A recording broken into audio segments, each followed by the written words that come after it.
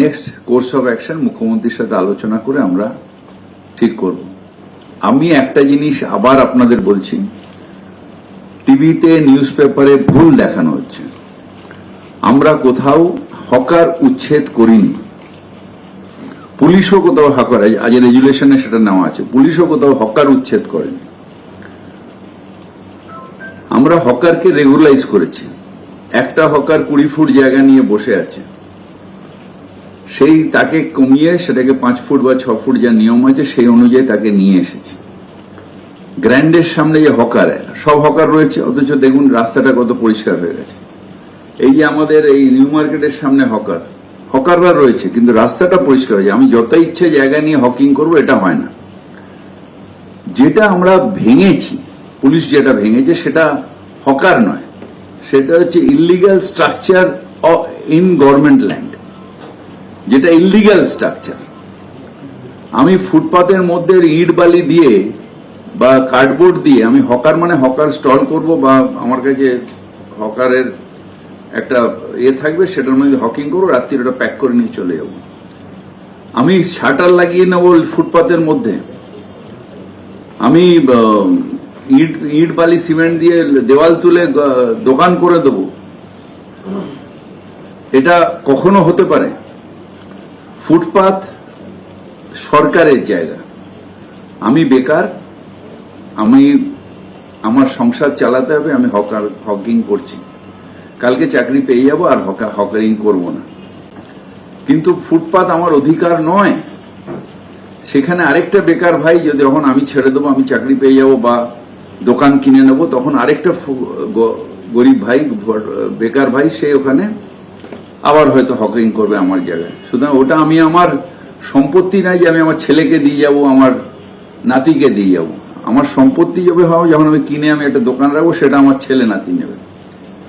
এখানে আমাকে সরকার প্রোভাইড করছে ফুটপাত, যেখানে আমি হকিং করব, আমার নিজের সংসারটা চালাবো। যেদিন আমার ভালো অবস্থা আসবে, আমি নিশ্চয়ই পার্মানেন্ট দোকান কিনবো কিংবা চাকরি পাবো, তখন আমি হকারি আর করবো না। কিন্তু ওটাকে আমি ভাড়া দেওয়ার অধিকার আমার নেই। কোনো হকার, কোনো স্টল কারোর বাবার নয়, কেউ ভাড়া দেবে না।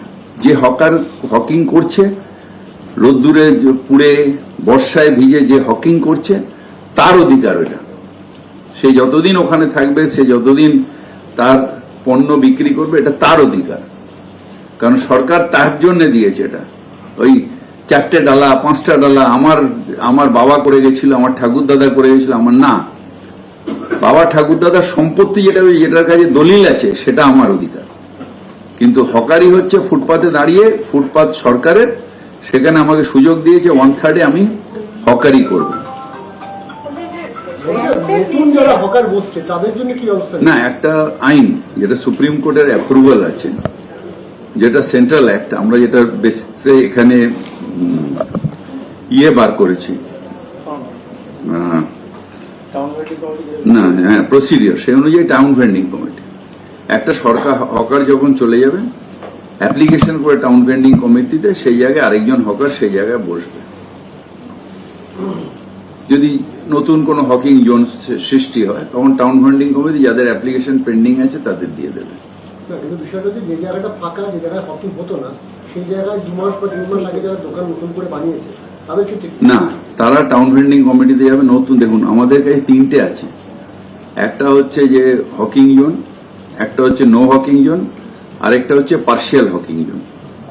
এই 3টের মধ্যে যারা পড়বে, সেই অনুযায়ী তাকে সেইভাবে হকিং করতে দেবে, সেটা ইলিগাল হয়ে যাবে।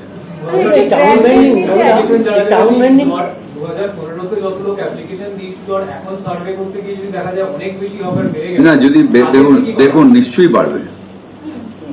আমাদের দেশে আর্থসামাজিক উন্নয়ন তো হয়নি।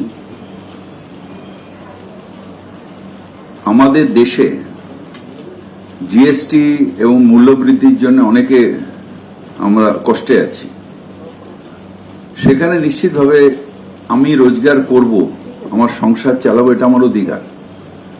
সেখানে নিশ্চিতভাবে থাকবে। তাদের ডিসিপ্লিন করে দেওয়া, আমি লিমিটেড জায়গার মধ্যে হকিং করব। এ তো গেল হকার নিয়ে। আর বেআইনি পার্কিং, মুখ্যমন্ত্রী রুষ্ট, মুখ্যমন্ত্রী রুদ্রমূর্তি ধারণ করেছিলেন, ক্ষোভ প্রকাশ করেছিলেন বেআইনি পার্কিং নিয়ে। সেই বেআইনি পার্কিং এখনো চলছে কোথায়? গড়িয়াহাটে দেখুন কিভাবে চলছে। কেউ কেউ টাকা খেয়ে ইলিগাল পার্কিং দিয়ে দিচ্ছে। গড়িয়াহাট মোড়, দিনভর ব্যস্ততা। দেখুন এখানে কিভাবে রমরমিয়ে চলছে বেআইনি পার্কিং এর কারবার। গড়িয়াহাট মোড়ের একদিকে বালিগঞ্জ ফাঁড়ি, আরেকদিকে গোলপার্ক, উপর দিয়ে গিয়েছে ফ্লাইওভার। এর নিচেই পর পর দাঁড়িয়ে বাইক, স্কুটার, 4 চাকার গাড়ি। এর মধ্যে বেশিরভাগই বেআইনি পার্কিং। গড়িয়াহাট থানা থেকে কয়েক পা এগোলে উড়ালপুলের নিচে একটা অংশ জুড়ে পুলিশ কর্মীদের গাড়ি রাখার জায়গা। গড়িয়াহাট মোড়ের দিকে একটু এগিয়ে যেতেই পুরসভার পার্কোম্যাট। কলকাতা পুরসভার তরফে একটি সংস্থাকে লাইসেন্স দেওয়া হয়েছে যারা এই পার্কোম্যাট চালায়।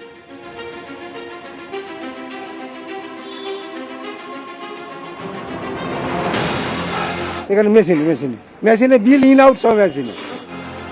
কিন্তু পুলিশ কর্মীদের গাড়ি রাখার জায়গা এবং পার্কোম্যাটের মাঝে পর পর পার্কিং। খোঁজ নিয়ে জানা গেল এসব পার্কিংই বেআইনি। এখানে স্লিপ দেওয়া হয়, ছাপানো স্লিপ, কিন্তু তাতে পুরসভার কোনো স্ট্যাম্প নেই, শুধু লেখা আছে কত টাকা নেওয়া হচ্ছে সেটা। অভিযোগ, যার কাছে যেমন পারা যায় সেভাবে পার্কিং ফি নেওয়া হয়। 2 চাকার জন্য ঘন্টায় 10 থেকে 15 টাকা, 4 চাকার জন্য ঘন্টায় 20 থেকে 30 টাকা। বেশিরভাগ সময় স্লিপও দেওয়া হয় না। স্লিপ দেয় আপনাকে? না পুরসভার মেশিন থেকে বার করা না না না slip না দেওয়া হয়? না না কেউ দেয় না। যা রেট 10 টাকায় ঘন্টা আর বাইক 5 টাকা ঘন্টা। গড়িয়াহাট মোড় থেকে ধরুন এগোচ্ছেন গোলপার্কের দিকে, সেখানেও ব্রিজের নিচে অবৈধ পার্কিং, নেই বৈধ লাইসেন্স, নেই মেশিনের স্লিপ। আমি স্যার পার্কিং বালা না এখানে, আমাকে বললো দেখতে, আমাকে আমি জিজ্ঞেস করলাম ওনাকে যে কত করে বলবো, উনি বললো যে বলবি 20 টাকা ঘন্টা। এবার পার্কিং আপনি ওখানে ভিডিও করছিলেন বলে পার্কিং বালা ও দেখে ভয়তে পালিয়ে গেছে। এই টাকাটা নিয়ে কাকে দিচ্ছ তুমি টাকাগুলো? তুমি বলছো আমি তোমার হয়ে কাজ করছি, আমি তোমাকে দিয়ে দিচ্ছি। কাকে দিচ্ছ? সে কার হয়ে কাজ করছো তুমি? যার ডিউটি থাকে তার হয়ে করি। কে ডিউটি করে এখানে? কারা ডিউটি করে? অনেক আছে, কারা? অনেকে কারা? অনেক আছে, এবারে আমি কি করে বলবো। ভুলভাল স্লিপ, সেই স্লিপ কেটেই রমরমিয়ে চলছে বেআইনি পার্কিং এর কারবার। আপনি পুরসভার তরফে অথরাইজ কত করে নেন এখানে? 10 টাকা। এই স্লিপগুলো যে দেওয়া হয় বিভিন্ন পার্কিংয়ে, গড়িয়াহাটের মোড়ে স্লিপগুলো দিতে, এগুলো কি বৈধ না অবৈধ? এগুলো অবৈধ। সারি সারি গাড়ি, প্রতি ঘন্টায় টাকা। রোজ কত টাকা ওঠে? কাদের পকেটে যায় এই টাকা?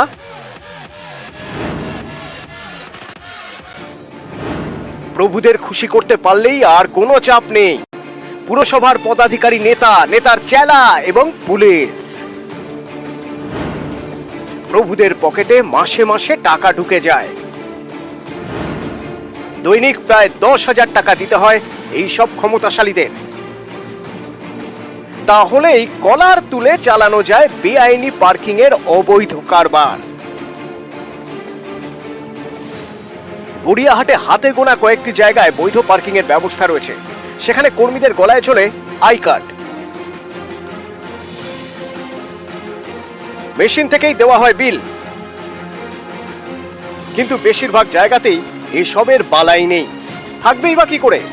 সবই তো বেআইনি। এই যে সিস্টেমটা, এটা তো আজকে না, বহুদিন আমি যখন তখন সিপিএম আমলেই। গত 24শে ফেব্রুয়ারি এই বেআইনি পার্কিং নিয়ে ট্রাফিক পুলিশের ডেপুটি কমিশনারকে অভিযোগ জানায় কলকাতা পুরসভা। তারপরেও যে কে সেই। গড়িয়াহাট থানার নাকের ডগাতেই আজও রমরমিয়ে চলছে বেআইনি পার্কিং। অত শিল্প আমার নেই, আমি করে দেবো। নেই? কালকে স্লিপে আমাকে দেননি? এই স্লিপে আপনি দিয়েছেন কি দেননি কালকে? বেআইনি পার্কিং বন্ধ করতে পারলে পার্কিং এর মোটা টাকা প্রতিদিন সরকারের ঘরে ঢুকতো, কিন্তু তার হচ্ছে কই? প্রভাবশালীরা টাকা খাচ্ছেন আর বেআইনি পার্কিংও চলেই যাচ্ছে। কলকাতা পুরসভা এবং কলকাতা পুরসভার থেকে বরাদপ্রাপ্ত এজেন্সি ছাড়াও কলকাতা শহরের বুকে বিভিন্ন জায়গাতে অবৈধভাবে পার্কিং চলছে। এই ধরনের বিভিন্ন স্লিপ তারা ছাপিয়ে একের পর এক স্লিপ তারা দিচ্ছেন বিভিন্ন জনকে পার্কিং করার জন্য, এবং এইভাবেই তারা অবৈধভাবে এখানে পার্কিংয়ের ব্যবসা চালিয়ে যাচ্ছে। ক্যামেরা কাঞ্চনের সঙ্গে অমিত, নিউজ 18 বাংলা, কলকাতা। গতকাল মুখ্যমন্ত্রী পরিষ্কার করে দিয়েছেন যে হকার উচ্ছেদ তাদের উদ্দেশ্য নয়। আজকে কিছুক্ষণ আগে মেয়র ফিরাদ হাকিমও বললেন হকার উচ্ছেদ তাদের উদ্দেশ্য নয়, বেআইনি নির্মাণ একেবারে গুঁড়িয়ে দেওয়া উদ্দেশ্য। কিন্তু এ ছবি আমার বাংলায় যা ছবি দেখাবো তা অবাক করা। বোলপুরে ফুটপাত জবরদখল রুখতে হঠাতে কেন্দ্রীয় বাহিনী দিয়ে পুরসভা, বোলপুর পুরসভা একেবারে জবরদখল উচ্ছেদ করলো। বাহিনী উচ্ছেদে বাহিনীর ব্যবহার কেন ফুটপাত জবরদখল রুখতে, এই নিয়ে উঠছে প্রশ্ন। আমরা আজকে কোনো হকারকে কিন্তু সতর্ক করছি না, কিন্তু এখানে যারা পার্মানেন্ট দোকান করে আমাদের ফুটপাথ যেগুলো আছে সেগুলোর ওপর এনক্রোচ করে রেখেছে, সেটা তো তাদের কোনো রাইট নেই, সেটা পুরোটাই বেআইনি। তাদেরকে গতকাল থেকে সতর্ক করা হচ্ছে। আমরা মাইকিং এর ব্যাপারে বলেছি, পুলিশকে দিয়ে বলানো হয়েছে ওনাদেরকে। ওনারা নিজেরা যদি নিজেদের এনক্রোচমেন্টটা না সরান তখন আমাদেরকে পথে নামতে হয়েছে।